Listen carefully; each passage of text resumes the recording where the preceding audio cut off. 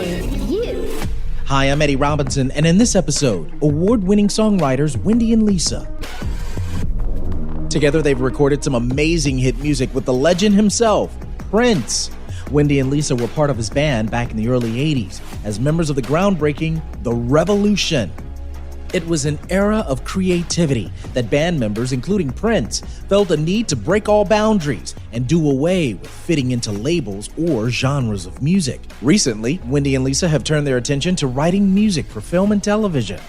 I See You was fortunate to speak to both artists about what it was like working with Prince, and we'll take a deep dive into their lives as we discuss their own relationship with each other. A powerful yet candid conversation with band members of The Revolution, Wendy Melvoin and Lisa Coleman. Oh yeah, I feel you. We hear you. I see you.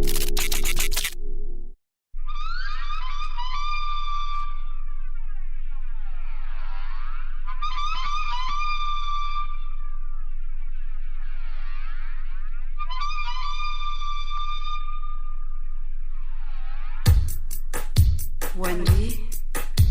Yes, Lisa. Is the water warm enough? Yes, Lisa. Shall we begin? Yes, Lisa.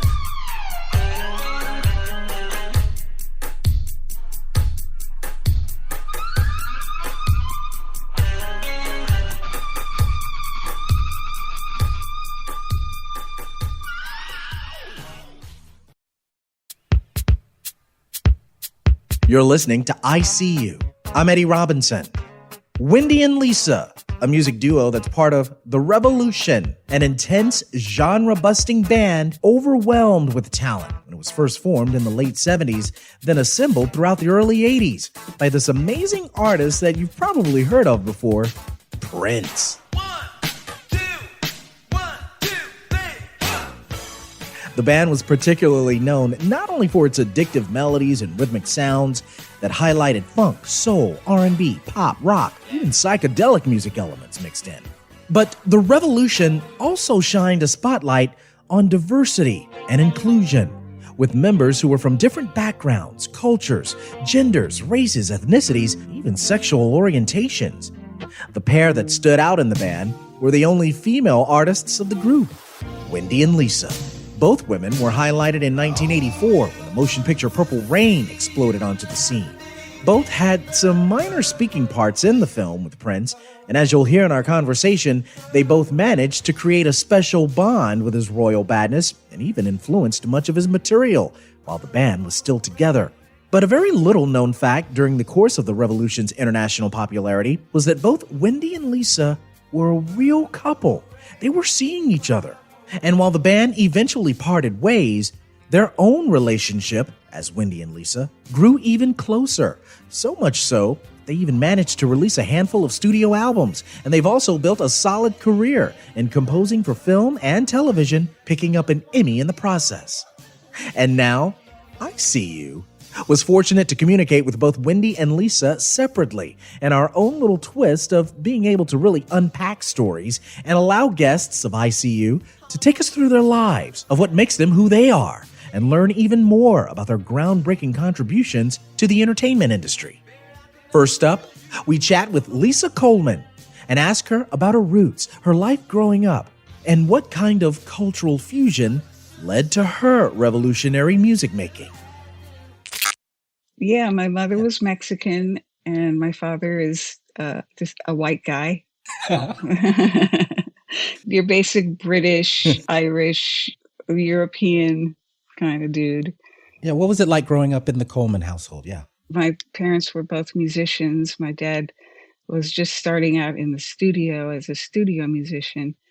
And my mom was a singer and she would take vocal lessons, and she eventually gave up singing to be a mom. I was like, well, wait a minute. How come dad is still doing it, but mom gave it up?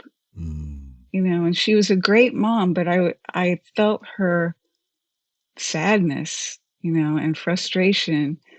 And over the years, she became an artist and a painter, so she could do it at home. And she still found her outlet. And that was a huge lesson for me because when you're an artist, when you have a calling, I'll just say that, when you have a calling, you just have to listen. You have to get there. You have to do it. But just being a witness for my mother was a huge lesson in my life. And, because racism is a real thing. And it's even the kids at school would see my mom drop me off and they'd be like, "Oh, what is your mom, Chinese or something?" They would just tear into her like, what? So what? And what if she is Chinese? Oh my God. Wow. Yeah, Wow. So that just influenced me. Yeah. And you couldn't really tell because I'm mixed. You couldn't tell what I was. So I never got the direct racism in my face, but I got to witness it because people didn't know exactly. And they'd say things in front of me and I'd say, hey, hang on a second. You're talking about me. You're talking about my family. And that still happens. Really? Yeah. What do people say? What's going on?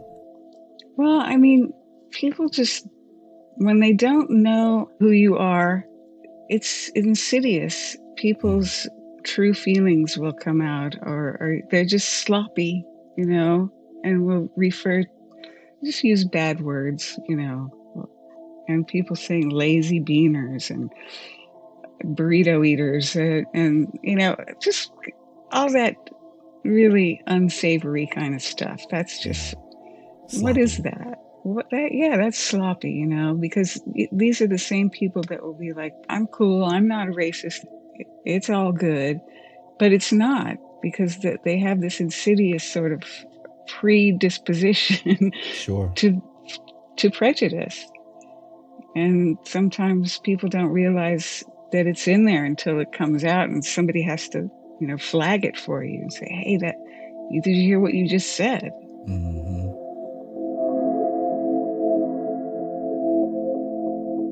You're listening to ICU. I'm Eddie Robinson, and we're talking with Lisa Coleman from The Revolution. How did Prince get on your radar? How did the stars align with you and his royal funkness? What happened there? Yeah, it was kind of like a perfect situation. One of my best friends when I was in junior high school, she ran away from home. Oh. And she was really young, and she ended up working for his manager that was based here in LA. I think we were still only like 18 or 19, something like that. And after Gail Chapman left the band, that was Prince's first female keyboard player. Okay. She was on his first tour, and I don't know, they ran into some spiritual differences. And so he was looking for another female to replace her. And my friend Nikki, who ran away from home, she called me up and said, this guy Prince is looking for a keyboard player. And I didn't know who Prince was. I had heard I Want to Be Your Lover on the radio, and I thought it was Sister Sledge. Wow. Yeah. Yeah, he's got that, because that high pitch. Yeah. Right? Yeah. I just, for the longest time, I said, I love that new Sister Sledge song. Wow, that's insane. Oh, man. Okay. And then I end up playing that song for the next 10 years. But, right. But yeah, so that was just really it. I sent a cassette of myself playing a couple songs and singing, and he liked it and sent for me to come to Minneapolis to meet. And that was it. And this was the beginning, if I can recall reading, it was about Dirty Mind. I think that was the first project that you were working on was Dirty Mind. Simply brilliant. It's a great album. Lisa, that was like, late 70s, early 80s. Any narratives, untold that you can really sort of share with us about what it was like, recording back in the day? Dirty Mind and Controversy. I know Controversy had one of my favorite songs, Sexuality. Mm-hmm. It's one of my favorites still to this day, Sexuality, especially at the very beginning, the beginning yell, the scream, yeah. I cannot do, but it was such a huge, intense moment to hear and to see visually what he was doing with this particular track. And I just loved it. When you hear that opening beat, it is just unreal. It was amazing. And it's so strange, not strange, but it's being in Minneapolis, and that he recorded in Minneapolis. And a lot of these songs I remember being done in the dead of winter. So cold outside, you just run from the car to the house, and then you stand there, and it hurts when you thaw out. Yeah. It just hurts, Yeah. So you got to stand there for a few minutes and let it thaw out. And then you'd go in the studio, and it was like a whole other world. It was like, a lot of times the studio was always vibed out. It was always like candles and soft lights, and just had to have a vibe. Okay. And very oftentimes a mattress might show up in the studio with a microphone next to it, and sometimes things would happen, and it would be in record, and that's how you get some of those very intimate sounding things on those records.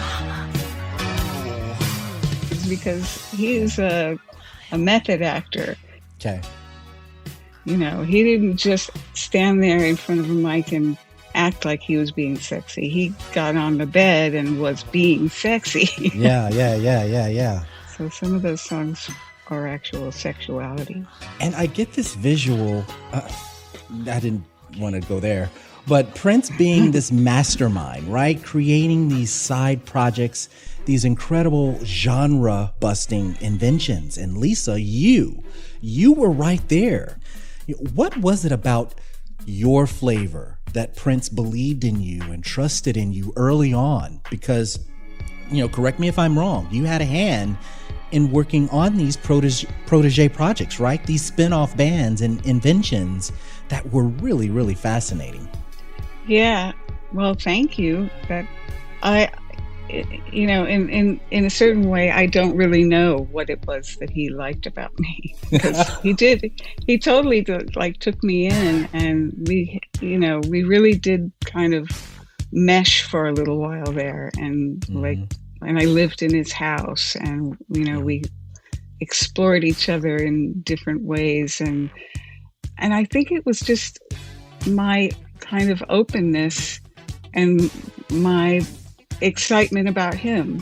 I think he felt, because I met him, and I was like, he's really talented and he can play. This guy's great, and his songs are great, and look how cute he is. And, I was just all excited, like, what a great thing. And I never had pictured that for myself.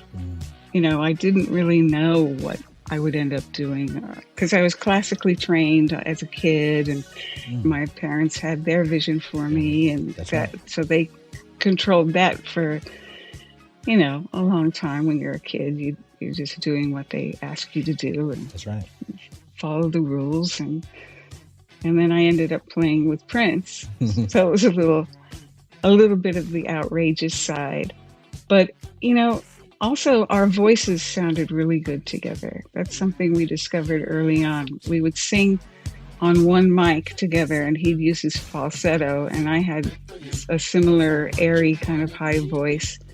And like on Controversy, that's the two of us singing together, like the whole song.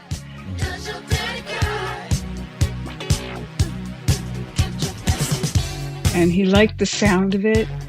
He also liked, when I played certain using chords and notes like that he wouldn't necessarily have played or heard. And he'd like hear me play a chord and like, what's that? What'd you do there? So we fed each other kind of, in a creative way. Yeah.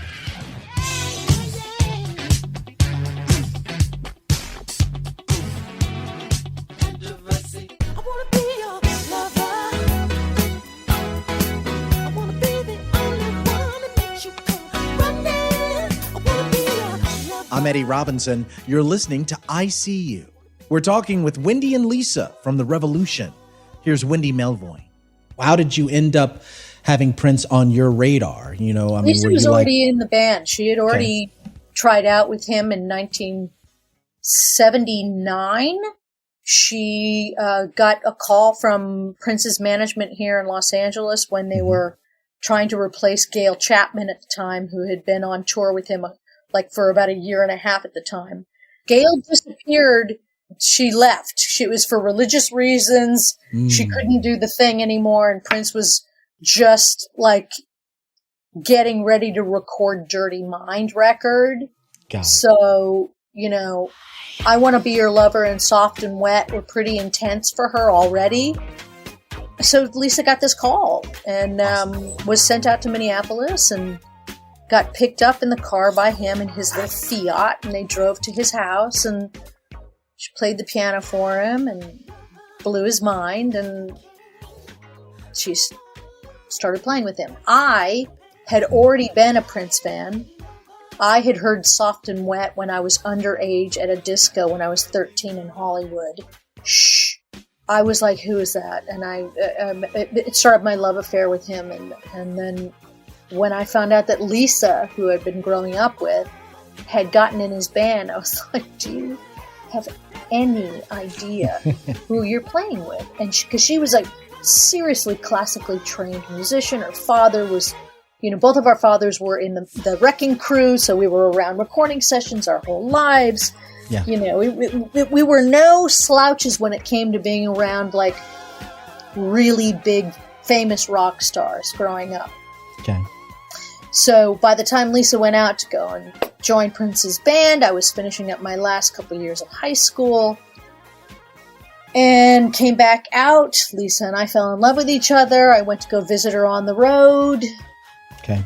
And Prince heard me playing guitar while I was practicing in a hotel room in New York City and knocked on the door and was like, what's going on in there?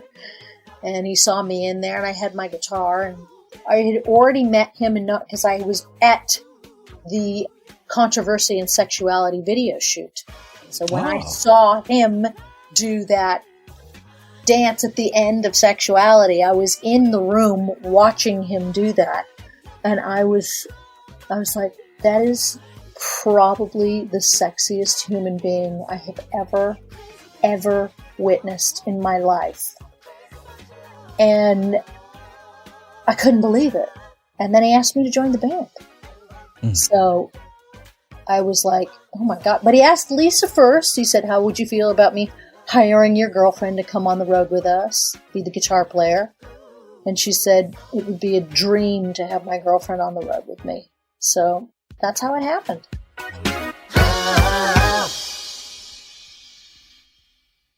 Help us dissect or at least examine the creation of the Revolution, because evidence has presented itself that there is a love and there's an emotion, the reaction to fans who've seen you all perform post Prince's death and those reunion tours. I mean, we love the Revolution and how much the band contributed, plus with a man who has left us way too soon. Lisa, could you give us some insight as to how the Revolution came to be televised, so to speak? What in your mind was Prince really trying to create, trying to form here? Were you even privy to how the name, the Revolution, even came into being?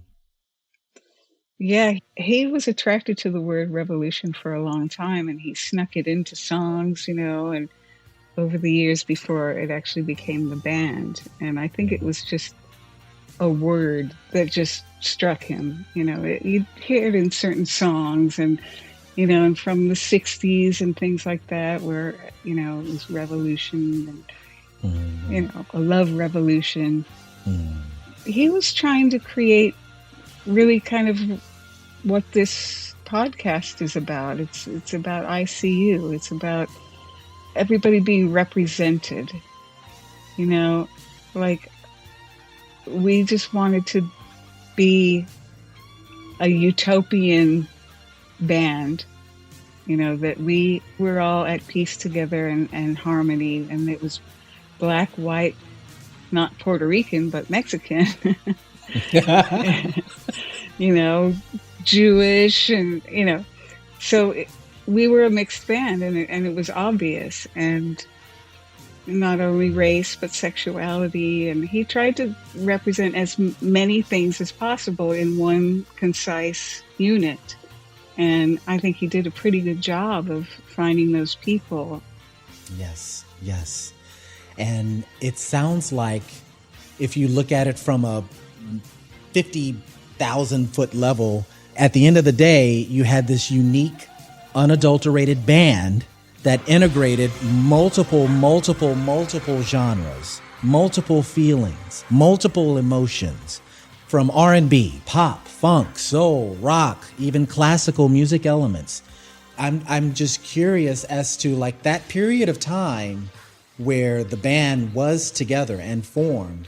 You see the evidence, fast forward, resonating with, the tours that you guys have been on, how fans have just been like, we love you, thank you, and what you've done in terms of the contributions of music, we really love that. But Wendy, if you can look at, here we are now, 2021, and just kind of give us some insight. I don't know if Prince knew what he was doing, did he know what he was trying to do? Oh God, he knew.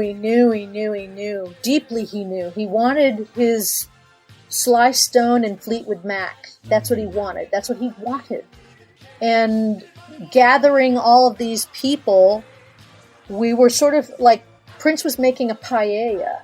Do you know what I mean? And he got the best ingredients, and each one of us were the ingredients, and he knew exactly this thing that he was making.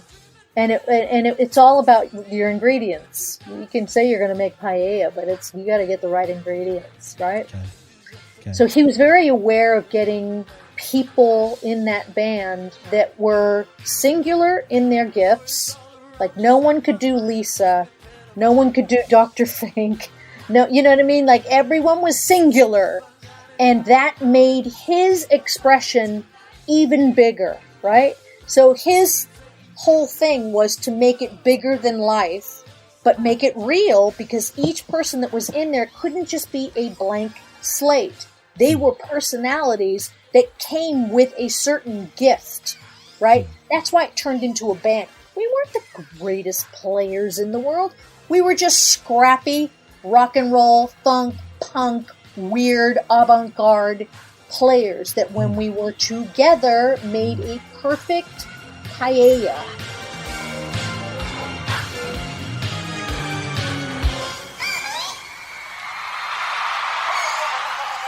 Coming up, more with the groundbreaking music duo Wendy and Lisa, and learn more about their own relationship as a couple, their candid thoughts about being gay, and why labels, stereotypes were components that motivated Prince to challenge and at times destroy them at all costs.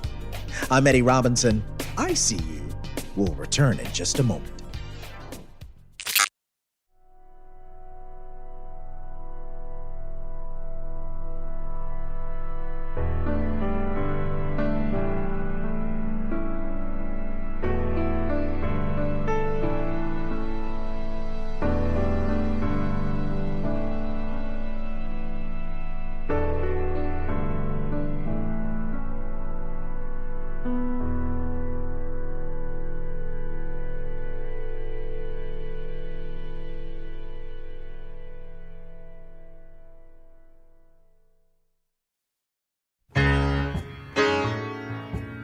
We're back. It's I See You. I'm Eddie Robinson. And we're here chatting with Wendy Melvoin and Lisa Coleman. They worked with Prince back in the 80s as members of his band, The Revolution. Coming to terms with your true self isn't always easy for young people who are gay or lesbian. Even the terms don't quite feel right. Once again, here's Lisa Coleman. Absolutely. I mean, and even in my own family, that people would talk about homosexuality as being a perversion, you know, and that was like, oh, he's a pervert. He likes boys.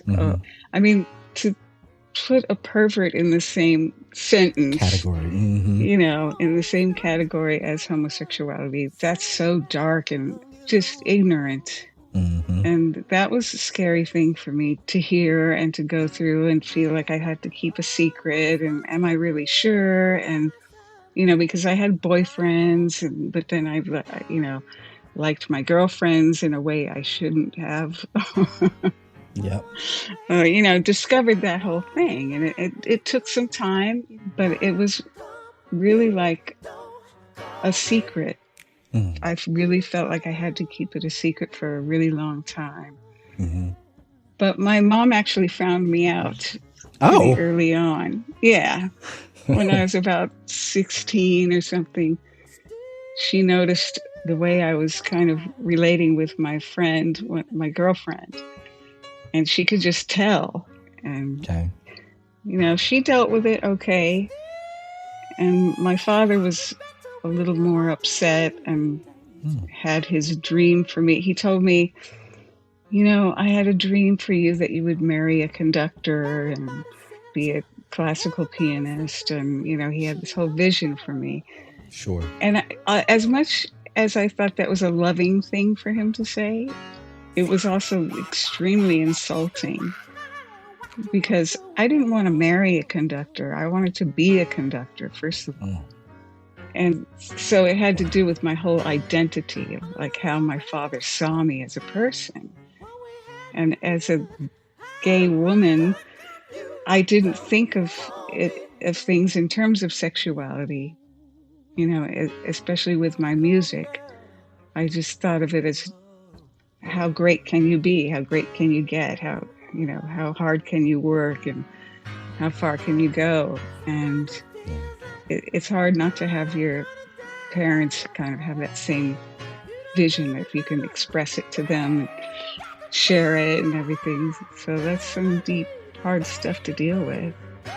Tell me about it. I know exactly where you're coming from because my parents had that same vision. And then to even come out to them, it just felt like I destroyed their own vision. And it turned into a situation where they shut me out. They shut me out for a whole year. No communication or anything like that. So it was very intense. Talking about labels and the syntax of being gay, a term I absolutely dislike. I don't like to use the word hate, but the word gay.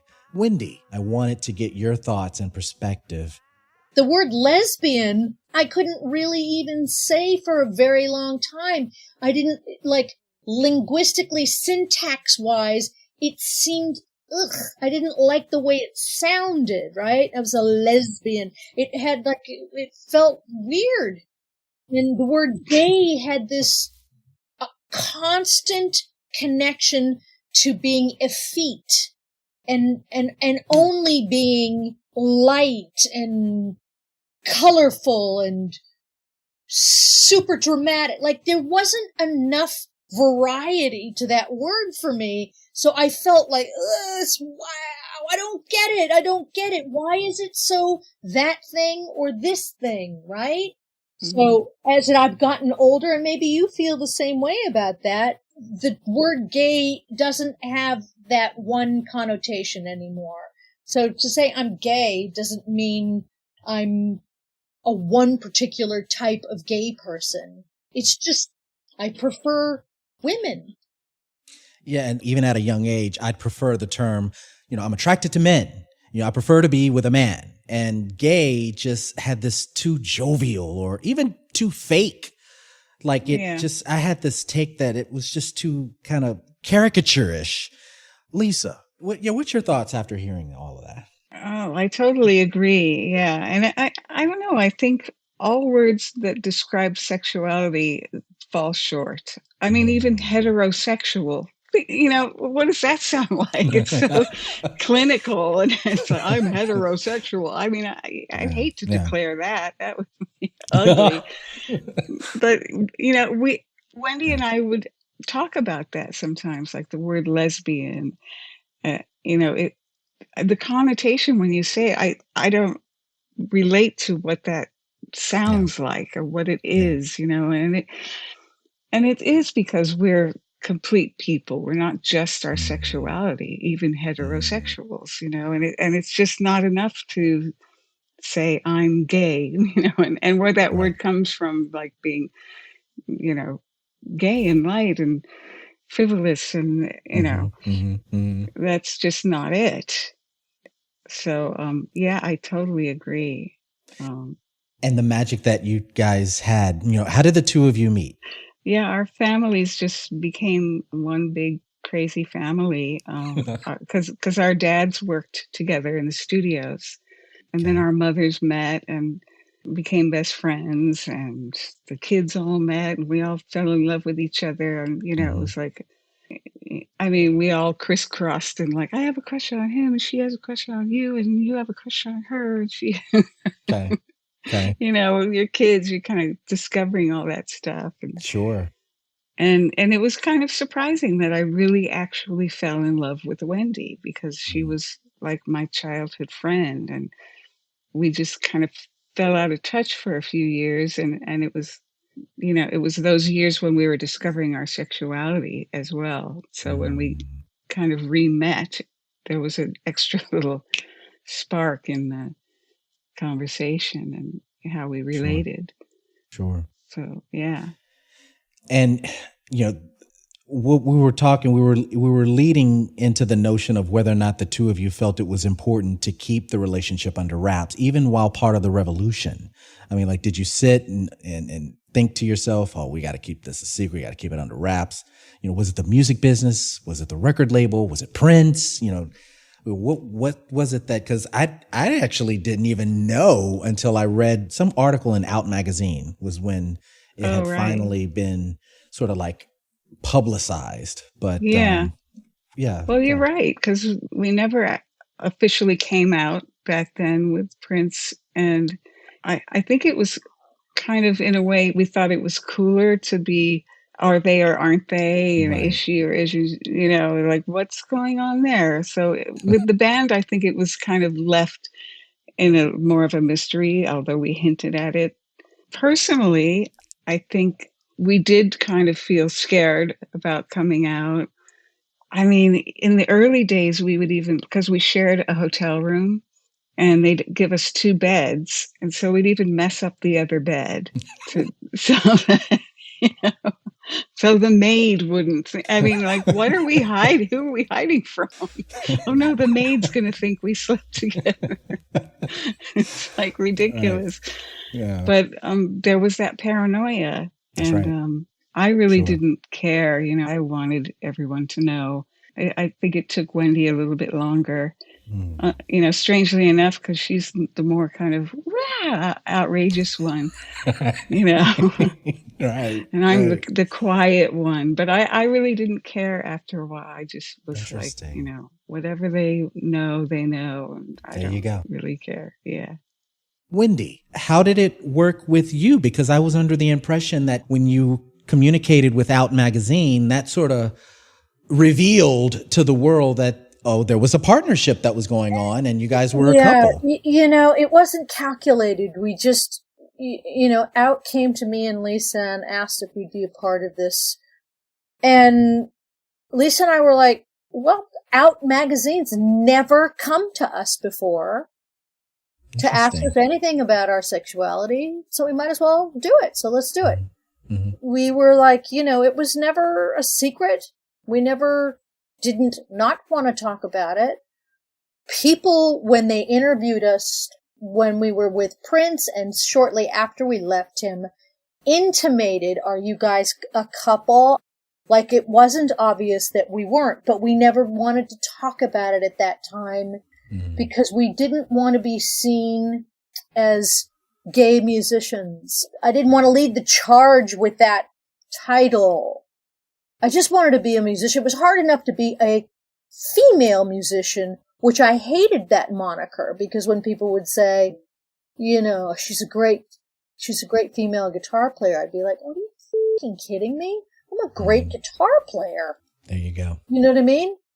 So I felt that way similarly in kind about being and my sexuality. I didn't want to see my sexuality be the thing that was in front of my musicianship. I wanted to be an artist first before a gay artist or a gay guitar player or a gay female this but now here's the and I'll speak to coming out with my folks as the mature woman I am now.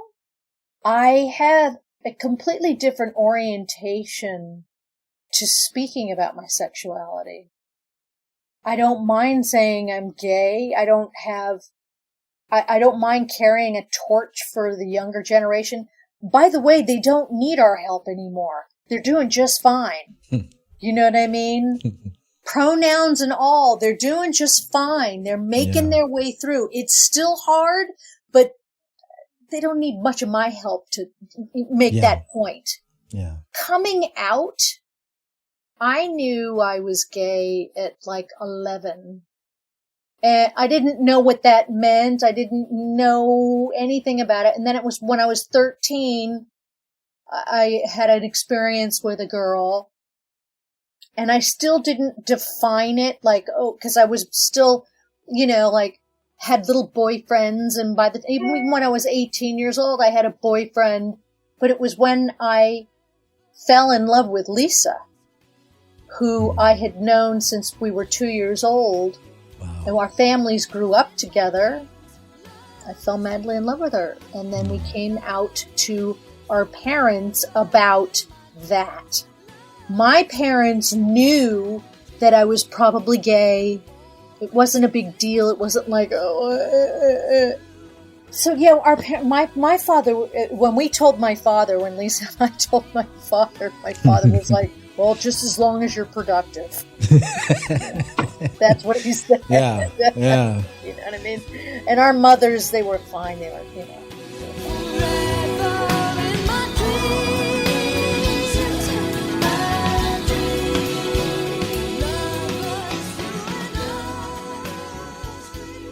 I'm curious to even kind of get your thoughts on the sexuality aspect of it, because here, as an 8-year-old kid, only child, Bible Belt, Baptist church upbringing. Yeah, that's crazy town. Mississippi, hello. That's crazy.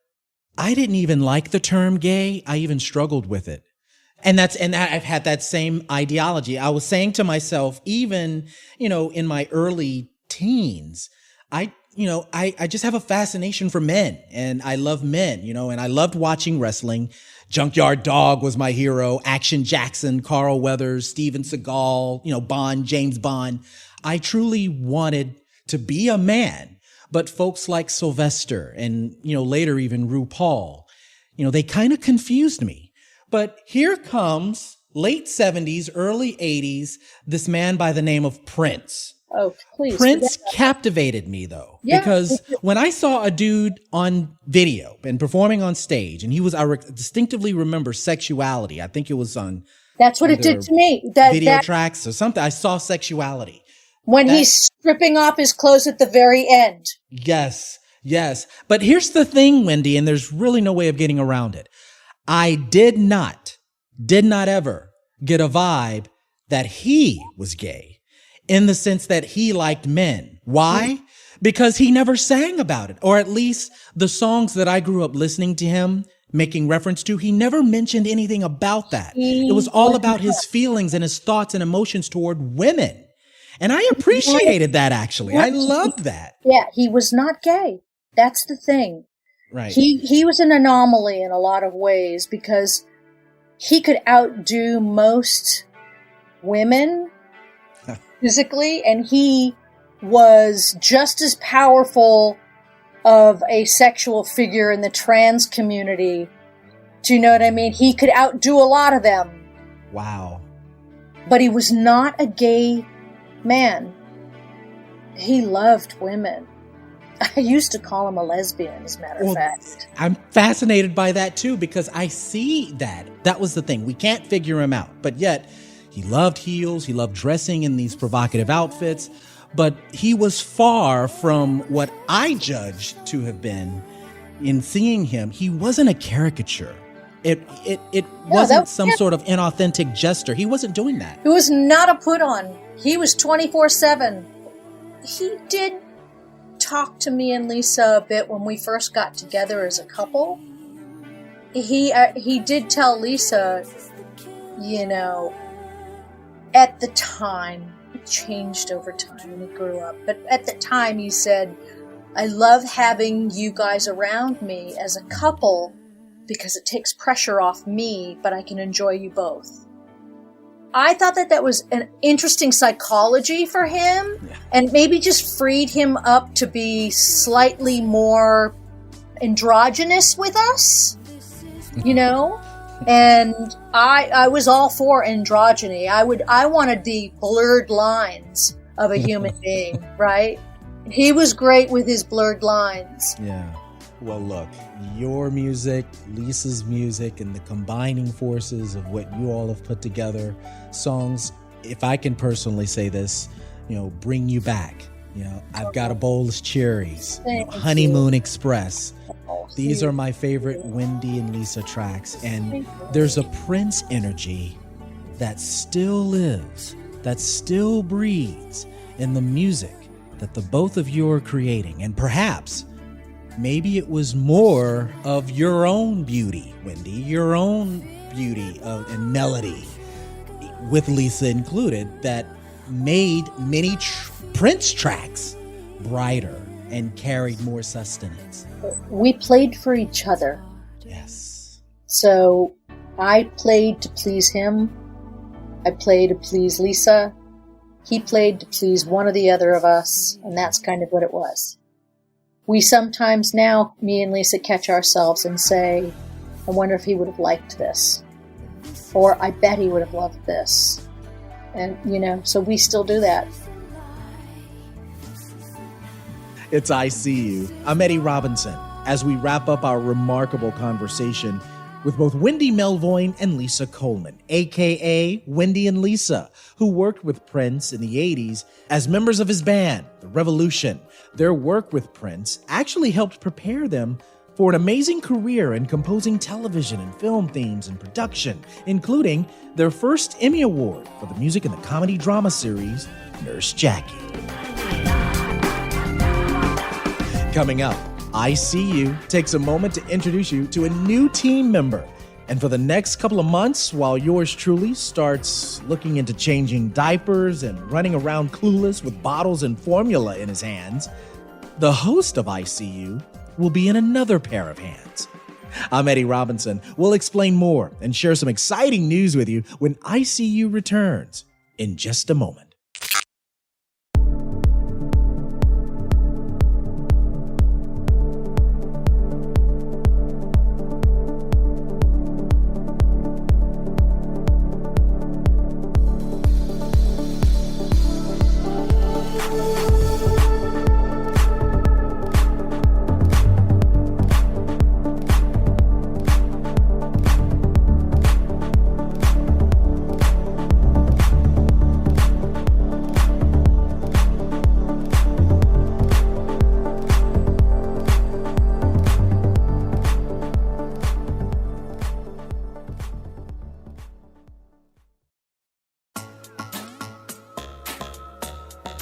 You're listening to I See You. I'm Eddie Robinson.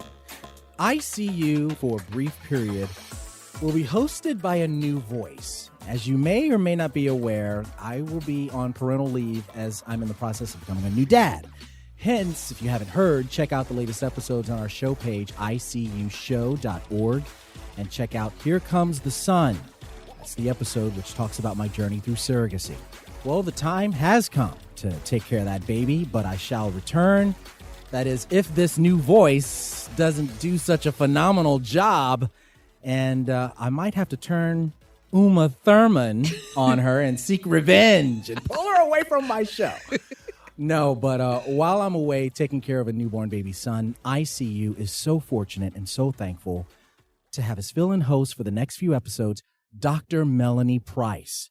She's a renowned author and endowed professor of political science at Prairie View A&M University, as well as inaugural director of the Ruth J. Simmons Center for Race and Justice. I don't even know if she has time to squeeze our little program in, but I'm sure you've heard her many times on NPR shows and right here on Houston Public Media as a guest on Town Square with Ernie Manous and Houston Matters with Craig Cohen. She'll be our voice of ICU, and as I start to get used to being a new single dad, it is a pleasure to welcome and chat very briefly with the incredible Dr. Melanie Price. I'm so excited to be here. So nervous about filling your shoes, but excited nonetheless. I'm so excited to have you on board, and thank you again for allowing us to have you as our guide and our leader in conversations here at ICU while I'm away. So, we go way back, Melanie. Melanie Yes, and we go way back. Full disclosure, we're college classmates. Yep. I started in 1991. When did you start? 1991. Yep, we came at the same time. And I was like in engineering. You and your sister. Tell us about your history and what was going on. So my sister was in engineering, so you probably knew her through that. Were you in the honors college too? I was. So that's Benjamin probably Banneker. how we probably connected initially. And I was like, "There's this engineer who's on the radio. It makes no sense to me. I don't That's understand." That's So I've it. been listening to this voice for many, many years now on the radio. KPVU was the college campus radio station, and that was. I did not want to get in engineering, but I was looking out for KPVU, the radio station. I think the first day that I asked for, who the program director is, they hired me right then and there on the spot.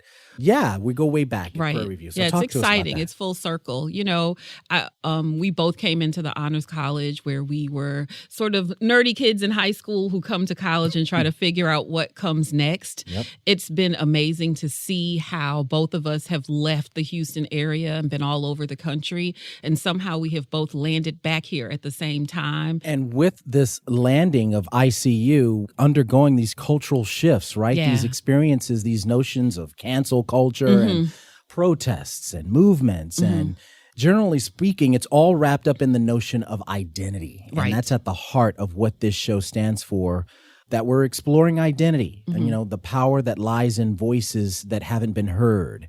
And I'm sure you have that experience of hearing what's been going on and seeing what's been happening in front of your eyes here. Sure. Well, I've been studying identity since I went to grad school in the mid-90s. And so most of all, I'm like, welcome to the club. This is stuff that I think about all the time. And it's so interesting talking to people who are sort of new, who are trying to understand this, because it's like you're trying to help them through baby steps for something that you've been thinking about for a long time. And I think in the end, all of us thinking about our own identity and where it fits in the world and other people makes us more sensitive to the stories of other people, to the complaints of other people, and to the triumphs of other people, right? It all becomes more robust the more we think about it in the context of sort of what are the obstacles that they had to overcome to get where they are. And everybody has an obstacle. Not all of them are race. There are other kinds. And it's interesting. The more we know people's stories, right? Absolutely. The more we're able to identify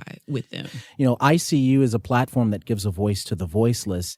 And the title of the show is based on this quote by an educator in Little Rock, Arkansas, that says, "You are a reflection of your people, regardless of what anybody says." And that tells me that wherever you go, whatever you do, people will see you. They will see your race. They will see your face. They will stereotype you. They will prejudge you. They will. And it's all about understanding that identity piece, right? Who we are as an individual so that we can grow and understand and live better as a community. And that's what I also wanted to get some insight from you as to, throughout your career, I'm sure you've seen and experienced these vibrations of how stereotypes and how people really see us. And you really kind of understand that these labels are indeed very powerful, whether they're true, whether they're false, but at least let's understand what they are and then have this deep, intense, sometimes uncomfortable conversation. Sometimes uncomfortable, sometimes very emotional for people. You know, I've taught, Prairie View is a historically Black college, but I taught at Rutgers and at Wesleyan before this. And so the vast majority of my classrooms, I've been an African-American woman standing in front of majority white classrooms. Wow. And you walk them through these issues. A lot of it they don't know about. A lot of it they haven't been taught before. And there's a certain kind of vulnerability. But I think sometimes, in some way, what you do here is like what I do in the classroom, which is everybody in that space has to be vulnerable. That is, people can say things sometimes that hurt my feelings, my students, that I'm like, wait a minute, that's not good. But the thing I've had to train myself to do is to say, stop, figure out why they're saying that, correct them if necessary, but think about what led them to that conclusion. What about them makes them draw that conclusion, and then try to walk them towards something else. And I think that's kind of what you do here, which is, you know, help people who are listening to you say, here's a person where you might automatically have all kinds of stereotypes about. Let's talk about how they got there. And maybe as you're listening, you can think about the conclusions that you were drawing from this and how they got there. So in some ways, it's like teaching. Kind of tell the audience, like, what can they expect in terms of like some shows and some ideas that you've got brewing? Because I'm under the impression that. So first of all, I'm just trying to leave the show in the same way that I found it. No worse. That's the first thing. In fantastic hands. Some things that I have been trying to think about that we're going to talk about are things related to the work that I'm doing at Prairie View, looking at the fact that it was on a former slave plantation and the work that we're doing to learn more about what that plantation life was like and how it impacted the development of the school. I'm also a Houston native, and I love talking about race in Houston. Yeah. It's a very interesting thing to think about how we understand race based on our geography, having lived in the Northeast for 20 years. It's a very different experience of race and how you understand people. And I'm excited to think about that. And we're going to talk about homecoming, which is something that all HBCU grads love it. And I'm sure they're planning right now. Right. And we'll hear from the PV band director about the most important ingredient of homecoming. And so it'll try to be some serious, some light, and in some way try to live up to the honor that is being asked to do this. I don't take it lightly that you could have asked a lot of people and you asked me instead. Dr. Price, you popped up as the very first person. We are so thrilled to have you on board as a part of ICU and the Houston Public Media family. Thank you so much for accepting the baton. It's Dr. Melanie Price, author and political science professor at Prairie View A&M, and now fill-in host for ICU with Eddie Robinson while I'm away on paternity leave. Thank you so much, Dr. Thank Price. you. Thank you. Thank you. Our production team includes technical director Todd Halslander, producer-editor Shannon McCurchie, editor Mark DeClaudio, and sound designer Dave McDermott. ICU is a production of Houston Public Media. Follow us on Facebook and Twitter, and send us an email for show ideas or feedback to talk@iseeushow.org. We'd love to hear from you. You can find all our episodes online at iseeushow.org and subscribe to our podcast wherever you listen to your favorites. I'm your host and executive producer, Eddie Robinson, and I feel you. We hear you. And I'll see you in a little while. Thanks so much for listening.